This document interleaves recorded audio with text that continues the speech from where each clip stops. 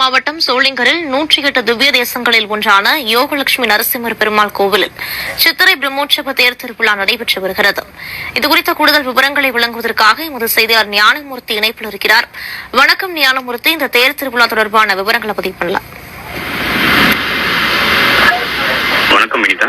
சோளிங்கரில் தேர் திருவிழா நடைபெற்றுக் கொண்டுள்ளது. ராணிப்பேட்டை மாவட்டம் சோளிங்கரில் 108 திவ்ய தேசங்களில் ஒன்றான யோகலட்சுமி நரசிம்ம பெருமாள் கோவிலில் இந்த தேரோட்டம் நடைபெற்றுக் கொண்டிருக்கிறது. சித்திரை பிரம்மோற்சவம் என்ற 15ஆம் தேதி ஏற்றத்துடன் தொடங்கி ஸ்ரீதேவி பூதேவி பெருமாள் யானை சிம்ம வாகனம் சேஷ வாகனம் உள்ளிட்ட வெவ்வேறு வாகனங்களில் நாள்தோறும் 8 மாட வீதிகளில் உலா வந்து பக்தர்களுக்கு அருள் படைத்து வந்தனர்.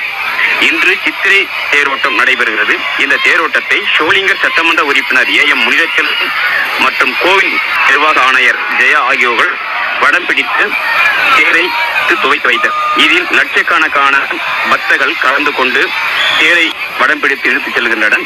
இந்த தேர் சுப்பாரா வீதி, சன்னதி தெரு, நிகழ தெரு உள்ளிட்ட 4 மாட வீதி வழியாக பக்தர்களுக்கு காட்சி தருவார்.